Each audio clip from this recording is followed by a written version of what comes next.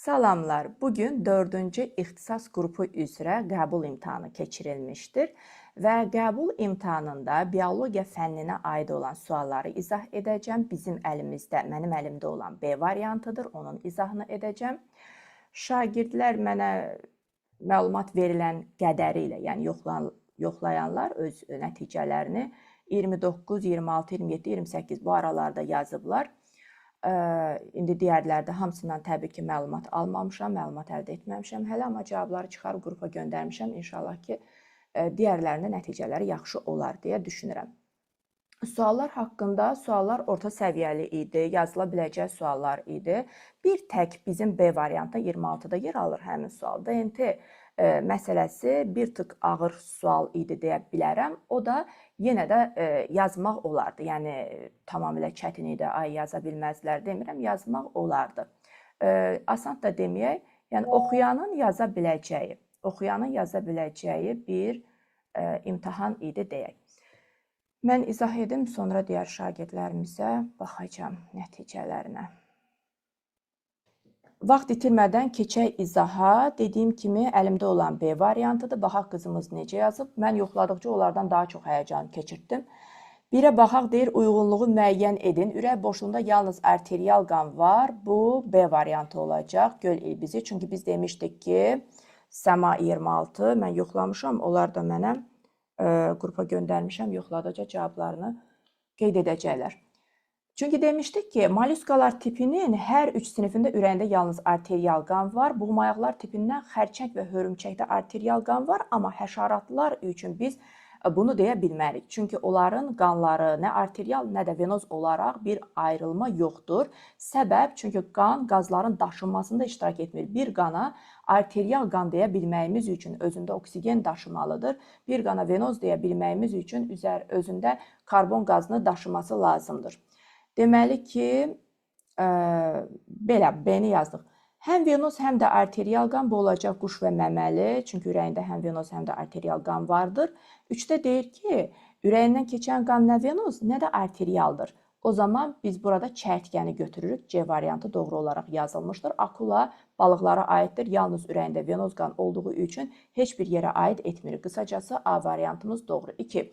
Pankreatit xəstəliyi zamanı. Pankreatit dərs vaxtı mənim ən çox soruşduğum suallardan biri idi və bu sualı dəfələrlə soruşmuşdum ki, mərdaltı vəzinin xarici sekretor funksiyasıdır. Çünki daxili sekretor funksiyası desəydi, daxili sekretor funksiyası nə olacaqdı?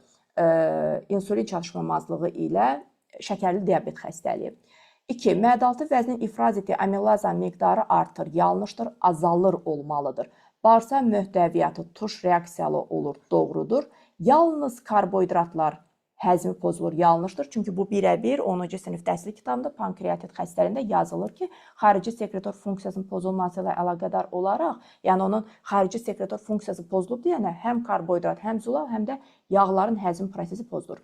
Əksər hallarda mədə şirəsində pepsinin miqdarı azalır. Bu, deməli, pankreatitlə bağlı deyil. Deməli ki, 1, 3, 5 nə oldu? B variantı doğrudur. 3. Bitki toxumunun hansı hissəsi və ya hissələri ziqotdan əmələ gəlməmişdir? Ziqotdan yaranmayan. Baxın, ziqotdan əmələ gələnlər, yəni rüşeymdən yarananlar. Qızımız doğru yazır ki, rüşeymin tumurcuğu bu hissə, rüşeymin gövdəci, kökçüyü, ləpə yarpaqları, bunlar hamısı ziqotdan əmələ gəlir, amma toxumun qabığı isə ana bitkiyə məxsusdur. Yalnız və deməli, ziqotdan yaranmamışdır. 4. DNT molekulunda ölçüsü guanin ölçüsünə bərabər olan azot əsası olmasaydı, üzünün köçürülməsi prosesində neçə növ azot əsası iştirak edərdi? Burada yenə bu da yanlış sualdır. Yanlış yazılıb. Nəyə görə? Çünki burada nə deyir? DNT molekulunda deyir ki, guaninin ölçüsünə bərabər olan azot əsası olmasaydı. Yəni, düşün, adenin yoxdur. Tamam, molekul deyir axı, buna diqqət etməli idik. Molekul deyirsə, adenin yoxdursa, ona komplementar olan timin də yoxdur deməli. Yəni, molekulda nə adenin vardır, nə də timin vardır. Hər ikisi yoxdursa, o zaman nə var? Yalnız bir guaninimiz var, bir də sitozinimiz var. Və DNT-nin üzünün köçürülməsi, yəni transkripsiya zamanı mRNT yaranacağı zamanda yenə də guaninin qarşısında sitozin, sitozinin qarşısında isə guanin nukleotidi dayanacaqdır. Bu zaman neçə növ azot əsası etdi? Bir guanin, bir də sitozin. 5 növ azot əsasımız vardır. Burada cəmi 2 növ azot əsası iştirak etmiş oldu. Nə urasil, nə adenin, nə də timin iştirak etmədi. 5. Eyler-Venn diaqramına əsasən uyğunluğu müəyyən edin. Coğrafi növ əmələ gəlmə və ekoloji növ əmələ gəlmə. Ortaq və fərqli xüsusiyyətləri. Divergensiya. Səma 26, Orxan 27. Coğrafi növ əmələ gəlmə, ekoloji növ əmələ gəlmə, ortaq və fərqli xüsusiyyətlərinə baxırıq. Divergensiya baş verir. Bu ortaq xüsusiyyətdir. Çünki hər ikisində əlamətlər ayrılır. Areal dəyişmir. Areal dəyişmir də hansında? Ekoloji növ əmələ gəlmədi. Areal olduğu kimi qalırdı. Bunu doğru olaraq yazıb. Dar-qara şamı növü yaranmışdır. Bu coğrafi növ əmələ gəlmədir. Hansıydı? Arealın genişlənməsi. Həmçindəki orada güləbətin bitkisinin şərq və qərb formaları da yaranmışdır. Arıquşunun 5 növü yaranıb. Bəli, bu da doğru yazılıb. Ekoloji növü əmələ gəlmədədir. Amma arıquşunun yarım növləri yazsaydı, 3 yarım növü, o coğrafi növ əmələ gəlmə olardı və arealın hissələrə parçalanması olardı. Populyasiyanın gen tərkibi dəyişir. Bu hər ikisinə aiddir. Hər ikisində populyasiyanın gen tərkibi dəyişmiş olacaq. İnci çiçəyinin növləri yaranmışdır. Bu da coğrafi növ əmələ gəlmədir. Yenə arealın hissələrə parçalanması. Coğrafi növ əmələ gəlmənin arealın hissələrə parçalanması. Qısacası bunu doğru yazmışıq. Y variantı doğrudur. 2, 4, 1, 5. Yetkin X orqanizmini müəyyən edin. Yəni, burada X kim ola bilər? Bığcıqları var, xitini var. Sözü ki, bu mayaqlardan axtarırıq. Borulu sinir sistemi yoxdur. Amma əsas məsələ qanda karbon qazı yoxdur. O zaman deməli həşəratlara baxmalıyıq. Əgər qanda karbon qazı yoxdursa, bu nə xərçəng olacaq, nə də hörümçək olacaq. Biz burada həşəratlara baxmalıyıq. Həşəratlardan var may böcəyi, bir də var kəpənək. 3 və 4 cavab D variantı. 7. İnsan orqanizmində əzələ toxumasının növləri üçün uyğunluğu müəyyən edin. Biz burada saya əzələ görürük, qızımız yazır, eninə zolaqlı əzələ görürük, bu da yazılmışdır. Və saya ilə eninə zolaqlının ortaq xüsusiyyəti 2-də yazılmışdır. Fərqli xüsusiyyətlərini də müəyyənləşdirməliyik. İşi qeyri-iradidir. Təbii ki, saya əzələdə idi də işin qeyri-iradi olması. Deməli, bir də A. B. Yığılma və boşalma qabiliyyətinə malikdir. Bütün əzələlər yığılma və boşalma qabiliyyətinə malikdir zaten. C. Udlar və qırtlaq əzələləri bu toxumadan təşkil olunmuşdur. Udlağın da qırtlağın da əzələləri eninə zolaqlı skelet əzələsidir. Ona görə 3-ə C gedəcək. Mezoderma mənşəlidir. İstədiyiniz əzələni götürün. Bütün əzələ toxuması mezodermal mənşəlidir. Mezodermadan əmələ gəlmişdir. B, D ortaqdır. Y. İşi avtonom sinir sistemi ilə tənzim olunur. Bu, deməli, saya əzələ olacaq. Çünki eninə zolaqlı skelet əzələsi və dəri də onunla bərabər somatik sinir sistemi ilə işi tənzim olunurdu. A, Y, B doğrudur. 2-də B, D, 3-də də C. 8. İnsanda hansı vəzi həm daxili, həm də xarici sekresiya funksiyasını yerinə yetirir? Təbii ki, bu mədə-altı vəzidir. Ən asan sual bu sualdır. Düzgün kəsişmələri müəyyən edin. Fərdi seçmə. Seleksiya sualını görürük. Arzu olunan əlamətin möhkəmləndirilməsidirmi? Bəli. Fərdi seçmədə biz demişdik ki, bitkilərdə öz-özünə tozlanmadan, heyvanlarda isə inbreeding istifadə olunurdu ki, əlamət möhkəmləndirilsin. Heterozigot genotipli fərdlərin deyir sayı artır. Bu yanlışdır. Homozigot yox. Heterozigot yox, homozigotların sayı artacaq. 2 doğrudur.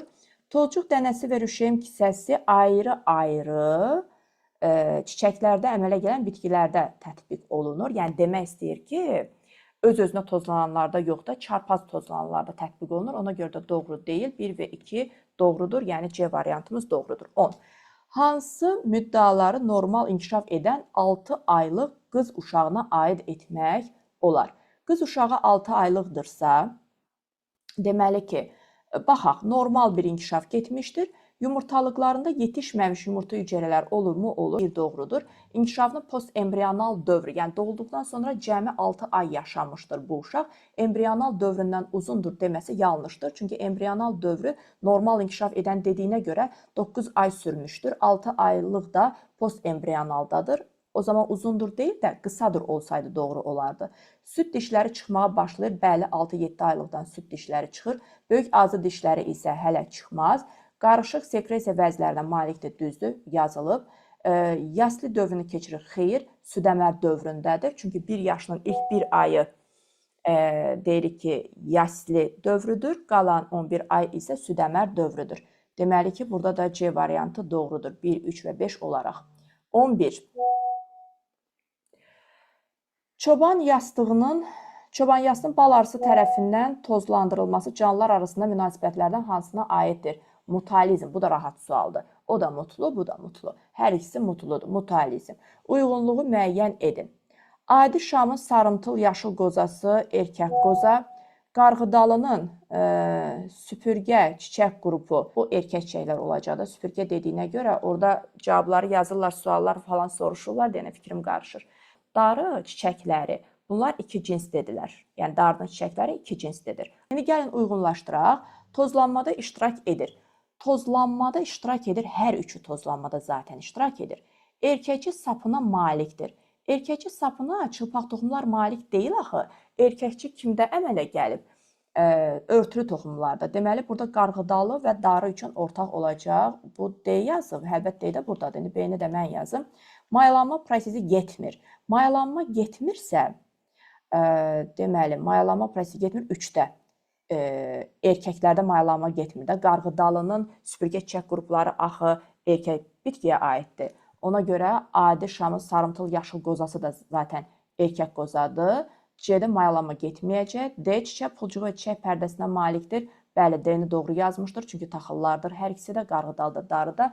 Y haploid və diploid xromosom yığımlı hüceyrələrə malikdir. Hər üçündə var. Haploid və diploid yığımlı xromosom yığımlı hüceyrələr. Qısacası burada da cavab A-dır. A, Y, C, B, D və burada A yazaraq doğru yazmışıq. Bu nə idi? 12 idi. 13-ə keçirik. Deməli, insanın duyğu orqanlarının xəstəliyi deyil. Mən bunu bağlayacağım. Çox yazılır hələ ki. İnsanın duyğu orqanlarının xəstəliyi deyil. Renit duyğu orqanı xəstəliyidir. Burun boşluğunun iltihabıdır və yuxarı tənəffüs yolları içərisində ən çox rast gəlinən xəstəlikdir. Deməli, reniti götürə bilmərik. Enterobiyoz uşaq biz quyruğunun insanda törətmiş olduğu xəstəlikdir. Teniarenxoz öküz soliterinin bunların heç biri duyğu orqanı xəstəliyi deyildir. Siroz qaraciyərin xəstəliyidir. Siroz da duyğu orqanı xəstəliyi sayılmır. Çünki qaraciyər duyğu orqanımız deyil. Katarakt bu gözdür, duyğu orqanıdır. Otoskleroz bu da qulaqdır, duyğu orqanıdır. O zaman 2, 3, 4, 2, düz yazıb. 2, 3, 4 D variantı doğru olacaq. 14. Şəkidə bağırsaq boşluqlar tipinə aid olan canlının həyat dövriyyəsi əks olunmuşdur. Doğru ilə mülahizələri müəyyən edin. Aureliya meduzasının həyat siklini görürük. A-da deyilir, postembrional inkişafı düzü nədir? Bəs bu sürfələr nədir? Burada sürfələr var. Efira, xüsusi sürfə, güvən yazır. Planulamız var. Deməli ki, doğru deyil. Düzünə olmaz. Dolayıdır. Sürfəsi varsa dolayıdır. 1, 4, 5 diploid hüceyrələrdən təşkil olunmuşdur. 1 spermatozoiddir, haploiddir. 4, 5 diploid ola bilər, amma 1 doğru deyil. C, 1 və 2 bir hüceyrədən ibarətdir. Bu doğrudur. Yumurta hüceyrə və spermatozoid hər ikisi bir hüceyrədən ibarətdir. C variantı doğru olacaq. D, hermafrodit olan iki fərd çarpaz mayalanmışdır. Ayrı cinsiyyətlidir bunlar. Hermafrodit deyil. Meduzalar ayrı cinsiyyətlidir. Zaten bağırsaq boşluqlarda ilk dəfə olaraq ayrı cinsiyyətliyin əmələ gəldiyini bilirik. 3 və 5 bilavasitə planuladan əmələ gəlir. 3 yumurta hüceyrədir. Planuladan əmələ gəlmir. Planulanı belə deyə, bu zigot deyə 3. 3 zigotdur, yumurta hüceyrə deyil. Planula özü zigotdan əmələ gələcək. Deməli ki, Y də doğru deyildir. 5 yox, 15. Şəklə əsasən ön ətrafın qurşaq hissəsinə aid olan sümükləri müəyyən edin. Quşun ön ətrafının qurşaq hissəsində 3 növ sümük var idi. 6 ədəd, 2 körpücü, 2 qarğa, 2 də kürək sümüyü. Və mən sizə demişdim ki, elə bir sual gözlüyordum, amma elə bir sual olmadı. Yəni, yeganə quşlardır ki, körpücük sümüyü 4 sümüyünə birləşmirlər. Öndən çəngəl sümüyü əmələ gətirərək bir-birləri ilə birləşirlər. Qısacası 5-dən kürək sümüyü, 3-dən körpücük sümüyü, qarğa sümüyü də 2 ilə işarə edilmişdir. Yəni, A variantımız doğrudur.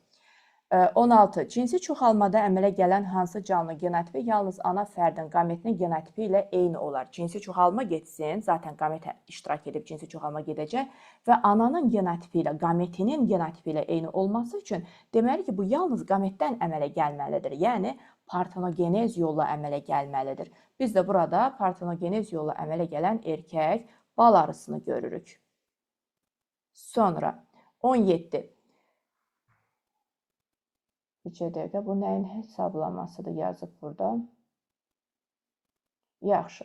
17. Zəncir otu, quş əppəyi, xanım otu, mərci, tütün, quduz otu, eşək qanqalı. Bu sırada hər bir bitkinin çiçək düsturunda olan struktur elementlərin sayının cəminin en ardıcıl dəyişilməsinin qrafikini müəyyən edin.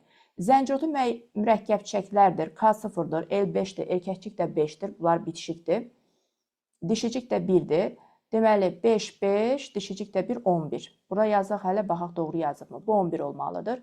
Quş əppəyi xaç çiçəklərdir. K4, L4, erkəkçi 4 plus 2, yəni 6, dişicik də 1, 4'ü uzun, ikisi qısa olmaqla. Neçə etdi burada? Deməli ki, 15. O etdi bizim üçün 15, bura yazaq. Sonra mərci paxlalılardır. Yox, xanım otu qaldı burada. Xanım otu badımcan çiçəklərdir. Burada ən rahat çiçək düsturudur. K5, L5, erkəkçi 5, dişicik 1. Deməli, bu oldu 16. Sonra gəlir mərci paxlalılar. K5, L5, burada 10, erkəkcik 10, dişicik 1. Yəni oldu bu 21. Bu oldu 21. Sonra nədir? Quduz otu. Quduz otu yenə xaç çiçəklərə aiddir. Quduz otunda deməli ki 15. Sonra quduz otu nə isə itirdim ya arada. Tütünü itirdim arada. Hə, tütün badımcan çiçəklərdir. Mərcini yazdıq. Tütün badımcan çiçəklərdir. Deməli K5, L5, erkəkcik 5, dişicik 1. O zaman 16 olacaq. 21, 16, sonra 15 və ən sonda yenə də bir mürəkkəb çiçəkli verib eşək qanqalı 11. Yəni ki, qısacası doğrudur da 11, 15, 16, 21, 16, 15, 11. B variantımız doğru. 18. Yaşıl quş mamırının çoxalmasını əks etdirən sxemdə göstərilən bütün hüceyrələrin xromosom yığımlarının cəmi nəyə bərabərdir? Spor N-dir, protoniumanın hüceyrəsi N-dir, doğru yazıb. Erkək gametofit, yəni erkək bitki özü də N-dir, dişi gametofit də N-dir. Çünki biz bilirik ki, ümumiyyətlə mamırlarda, mən imtahana getməmişdən öncə həmişə deyirəm bu hissələrə diqqət edin. Və mamırlarda diploid olan nədir? Zigotdur, ayaqcıqdır, qutucuqdur da, fisiol. Qalan nə varsa hamısı haploiddir. Və ona görə də doğru yazmışdır. Topladığımız zaman da həqiqətən də 10N edir. Bir də toplayaq. Deməli 4, 5, 6... Düzdür, 10N. 19. Euler-Venn diaqramına əsasən uyğunluğu müəyyən edin. Kükürt bakteriyaları və qırmızı bakteriyalar. Produsent canlılar olsalar da oksigen qazı sintez etmir. Bu ortaqdır. Çünki nə kükürt bakteriyaları xemosintez edicidir, amma produsentdir də. Prosta oksigen qazı xaric etmir. Qırmızı bakteriyalar fototrofdular. İlk fotosintez edicilərdəndir, amma sudan istifadə etmədikləri üçün onlar da hidrogen sulfiddən istifadə edir. Axı, onlar da oksigen qazını ayıra bilmir. Deməli, bu ortaqdır. Fəaliyyətin nəticəsində kükürt əmələ gəlir, yenə ortaqdır. Hər ikisinin fəaliyyətində kükürt əmələ gəlir. Fotosintez edici pigmentə malikdir. Bu, qırmızı bakteriyadır. Çünki fotosintetik canlı olmalıdır. 4 qeyri-üzüm maddədən üzüm maddənin sintezi üçün kimyəvi rabitələr enerjisindən istifadə edir. Bəli, xemosintezə aiddir bu. 4 kükürt bakteriyalarına aiddir. 5. Xlorofil sərbəst halda stoplazmada olur. Bu da bura aiddir 5. Nə oldu? 1-ə ancaq 4 aid oldu. Hə, doğrudur. C variantı. 20. Hansı yeraltı şəkil dəyişmələrdə təpə və yan tumurcuğu ola bilər? Bax, bu diqqət tələb edəndir. Bu dərslikdə zaten birəbir cümlə olaraq kökümsov gövdə içində yazılmışdır. Təpə və yan tumurcuqlarına malik olma. Burada da bilirik, soğanaqda da bilirik. Gövdə yumrusunda da bilirik, amma kök yumrusunda yoxdur. Ona görə 1, 2, 3 cavab D variantı olacaq. Sağlam insanın qanında adrenalin miqdarının M zamandan asılı qrafiki göstərilmişdir və T1, T2 aralığında bir adrenalinin azalmasını görürük. Adrenalinin azalması ilə bağlı nə baş verə bilər? Qan təzyiqi yüksələrmi? Xeyr, adrenalin qalxanda qan təzyiqi yüksəlir. Əksinə qan təzyiqi azalar, bu olmaz. Ürəyin işi güclənərmi? Güclənməz. Nəbz vurğularının sayı azalar. Bəli, adrenalin azalıbsa, nəbz vurğularının sayı azalacaqdır. Glikozan qanda miqdarı azalar. Bu da azalacaq. Çünki adrenalin nə edir? Adrenalin depo olan glikogeni glikozaya çevirir. İndi adrenalin yoxdursa, onda glikoza qanda azalacaq deməkdir. 4 doğrudur. Bunu onun əksi demişdi. Artar demişdi. Bu isə doğru deyil. Bu nəyə görə doğru deyil? Adrenalin olmalıdır ki, qanda qlikozan miqdarı artsın da. Deməli ki, 3 və 4 doğrudur testimizə görə. 22. Uyğunluğu müəyyən edin. Autosom dominant. Marfan sindromu autosom dominantdır. 5 dənə autosom dominant cədvəl şəklində mən sizə vermişdim. Bir də polidaktiliya dominantdır. Yəni, birdə olacaq AD doğru yazmışıq. 2-də autosom resesiv dedi. Autosomun resesivi burada deməli albinizmdir. Bunu da doğru yazmışıq.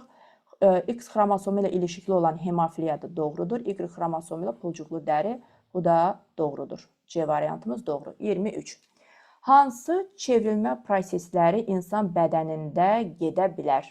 Deməli, burada exinokokun həyat dövriyyəsini görürük və exinokok üçün biz aralıq sahibi isə yetkin fərd də bizdə ola bilməz. Deməli, yetkin mərhələdə o bizə daxil olur. Yetkindən yumurtanın əmələ gəlməsi. Buradan qoymalıyam. Bunlar ola bilməz.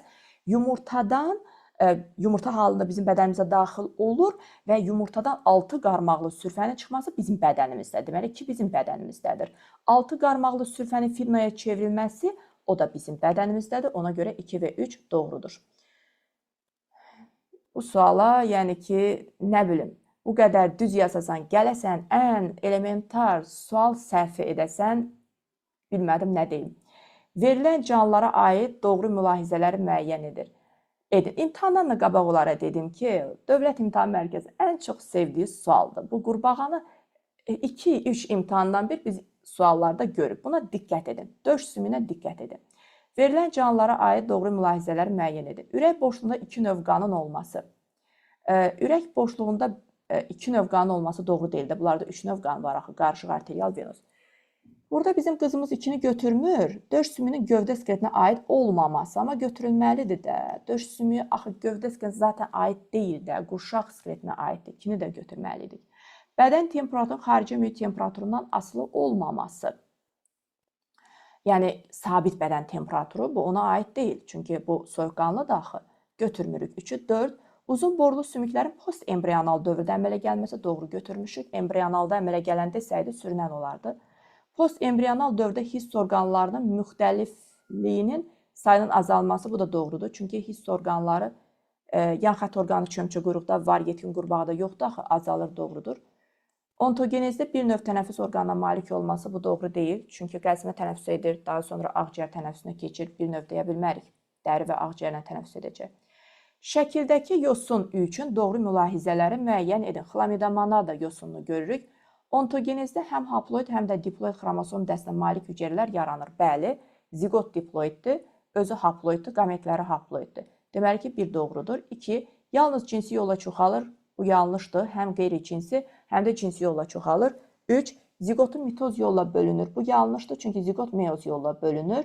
4. Zigot meyoz yolla bölünür, düzdür. Hazır üzüm maddə ilə qidalana bilər. Bəli, heterotrof yolla qidalana bilər. Bütün bədən səthi ilə suda həll olmuş üzüm maddəni mənimsəmə xüsusiyyətinə malikdirlər. 1, 4 və 5 doğru cavablarımızdır. 26. Mənim necə həyəcan keçirtdimsə mən bu abituriyentlər üçün hələ də üzümün qızartısı getmir. Ən xoşuma gəldiyi sual. Çox maraqlı sual idi, qəşəng sual idi. Bunu bəzən, yəni, bax bu çətin idi demək olar. Yəni, yazmayanlar burada yazmaya bilərdilər. Amma qızımız yazıb, bunu qızımız yazıb. Azot əsaslarının əmələ gətirdiyi rabitələrin sayı. Azot əsasları deyəndə nə demək istəyir? Yəni, həm hidrogen rabitələrini düşün, həm də hər azot əsası özü axı karbohidratla da rabitə əmələ gətirir. Yəni, onu da düşün, hidrogeni də düşün, azot əsasının karbohidratla əmələ gətirdiyi rabitəni də düşün. Toplam 4400-dür. Daha sonra deyir, nə rahat, hidrogen rabitənin ümumi sayını verdi mənə, 2400. Deməli, buradan nukleotidin sayını çox rahatlıqla tapa bilərəm. Necə tapıram? 4400-dən çıxıram 2400-ü. Çünki bu 4400-ün içərisində zaten hidrogen rabitələri var. Əlavə olaraq, hər azot əsasının özünün karbohidratı ilə birləşdiyi rabitə də var. Deməli, mən o rabitələrin sayını tapsam, nukleotidin sayını tapmış oluram. Çünki hər nukleotiddə bir azot əsası karbohidratı ilə bir dənə rabitə əmələ gətirir. 4400-dən 2400 çıxırıq edir 2000. Bu 2000 bizim nəyimiz etdi? Nukleotidlərimizin sayı etdi. Nukleotid sayımız 2000 imiş. Daha sonra deyir ki, pentozaların əmələ gətirdiyi rabitələrin sayı. Aha, indi bax, burada maraqlıdır ki, pentozalar, indi mən burada şəkli yerləşdirməmişəm, həm qrupun həll etdik, həm uşaqlara baxdım. Ona görə biraz bunu silmə və s. zaman aldı deyənə şəkil falan yerləşdirə bilmədim. Qısacası, siz şəkildə mən dedikcə kitaba baxa bilərsiniz. Pentozaların əmələ gətirdiyi rabitə deyəndə DNT molekulunda zənciri başladan pentozalar yalnız 2 rabitə əmələ gətirir. Digər bütün pentozalar isə 3 rabitə əmələ gətirirlər. Birinci nukleotidin pentozası azot əsası və ortofosfatla, ikinci nukleotidlərin hər birinin pentozası azot əsası və 2 dənə ortofosfat, bir özünün, bir də digər nukleotidin ortofosfatı ilə rabitə əmələ gətirir. O zaman mənim nukleotidim nə qədərdir? 2000. 2000-dən mən burada çıxaram 2-ni, edər 1998. Vuraram 3-ə, üzərinə gələrəm 4-ü. Niyə 3-ə vurdum desəz, dedim axı, zaten o 2-ni qoymuşam da kənara. Cəmi ikisinin pentozası 2 rabitənin əmələ gəlməsində iştirak edir. Qalan nə qədər nukleotid varsa, hamısının pentozası 3 rabitənin əmələ gəlməsində iştirak edir. O zaman vur 3-ə, üzərinə də o 4 gəldiyim 2 nukleotidin pentozasının əmələ gətirdiyi rabitələrin sayıdır. Edir 5598. Bunu yazır burada. 5998. Mən vurmadım deyənə. 5998. Yəni yolu budur. 5998 olacaq. Sonra nə oldu bizimkinə? Situasiyalar buradadır. Elə bildim vərəq yarımçıq qaldı. 27. Uyğunluğu müəyyən edin. Fotosintez edici pigmentin əmələ gəldiyi era. Bu arxey erasıdır. Çünki bakteriyalarda, siyanobakteriyaları biz arxey erasında görürük. Qısacası 1A doğru yazılmışdır. İlk dəfə toxumla çoxalan bitkilərin əmələ gəldiyi era. Toxumla çoxalan bitkilər devonda əmələ gəlib. Burada amma bizdən era soruşduğu üçün biz bunu paleozo erası olaraq cavablandırırıq. Bitkilərdə bir toxumun əmələ gəlməsində ilk dəfə 2 sperminin iştirak etdiyi. Bu da təbaşirdir, örtülü toxumlarda 2 sperminin iştirak etməsi toxumun əmələ gəlməsində. Təbaşir də bizə burada era olaraq verilib, mezozoy erası olacaq. Bu doğrudur. Gəldik situasiya. Bizə bir situasiya təqdim olunmuşdur. Burada deyir, ilk hamiləliyi olan sağlam qadının şəkildə göstərilən orqanlar sisteminin ultrasəs müayinəsi zamanı həkim müayinə etdi. Nəyi müayinə etdi? Gördü ki, 5 aylıq hamilədir qadın. Cinsi uşaqların hamısı oğlandı. Eyni yumurta əkizləridir. 3 dənə eyni yumurta əkizli oğlan uşaqları doğulacaq və 5 aylıq qadın hamilədir.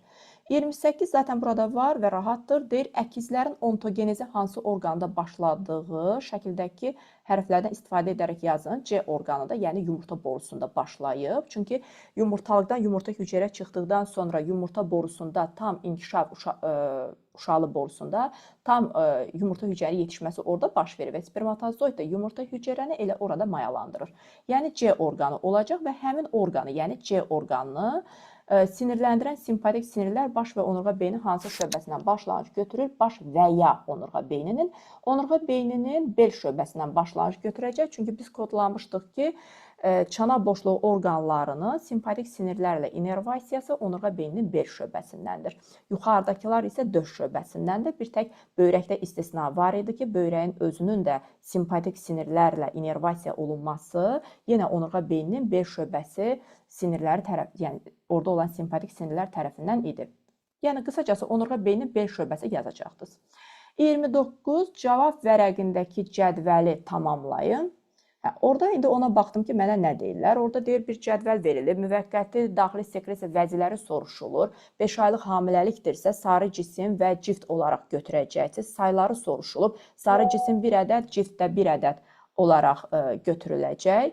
Daha sonra onu tam anlamadım. Müddət mi soruşulub, dövrlər mi soruşulub? Hər ikisini desəm, əgər ki, burada bizdən dövrlər soruşularsa, sarı cisim embrional mərhələnin hər 3 dövründə var. Başlanğıcda da var, rüşeymdə də var, döl dövründə də var. Əgər sarı cismi müddət olaraq soruşularsa, 5 ayın 3 ayında sarı cisim hormon ifraz etmişdir. Çünki başlanğıc dövrdə, rüşeymdə, döl dövründə ilk 1 ayında, yəni 3 ay. Cift üçün soruşulduğu zaman isə cift yalnız dövr olaraq döl dövründə fəaliyyət göstərir. və 5 aylıq hamiləliyin 2 ayında cift, yəni 5 aylıq hamiləlik müddəti üçün götürdüyümüz zaman 5 ayın cəmi 2 ayında cift hormon ifraz etmişdir. Bunu bu cür cavablayacaqsınız. 30. Bu əkizlərin minimum neçə blastomerin bölünməsi nəticəsində əmələ gəlmişdir? Birinci ziqotdur. Ziqot bölünür 2 dənə blastomerə başlanğıc verir. Blastomerlər bölünür 4 dənə blastomer əmələ gəlir. Həmin o 4 dənə blastomerdən 3 dənə əkizimiz yaranacaq. Amma burada nə deyir? Deyir ki, neçə blastomer bölünüb? 2 dənə blastomer bölünüb də. Ziqot blastomer deyil axı, onu götürə bilməzsiniz. Ona görə yazacaqdınız ki, 2 blastomerin bölünməsi nəticəsində əmələ gəlmişdir. Şəkildə B orqanının bir hüceyrəsinin xromosom müxtəlifliyi. B orqanı yumurtalıqdır və qadın olduğu üçün bir hüceyrəsi 23 müxtəliflik olacaq. Autosom 22 müxtəliflikdir. XX də cinsiyyət xromosomları 1 müxtəliflikdir. Ona görə 23 müxtəliflik olaraq götürülür.